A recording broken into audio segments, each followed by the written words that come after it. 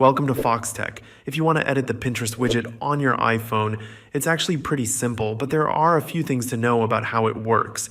Let's go through the steps so you can customize it exactly the way you want. First, make sure you have the right type of Pinterest widget on your home screen. There are different types and sizes that show various kinds of information, so choosing the right one is important. To add or change it, press and hold anywhere on the home screen until the apps start to jiggle. Then tap the plus icon in the top left corner to open the widget menu. Search for Pinterest, select the widget size you prefer, and tap Add Widget to place it on your home screen. Once the widget is placed, you can customize what it displays.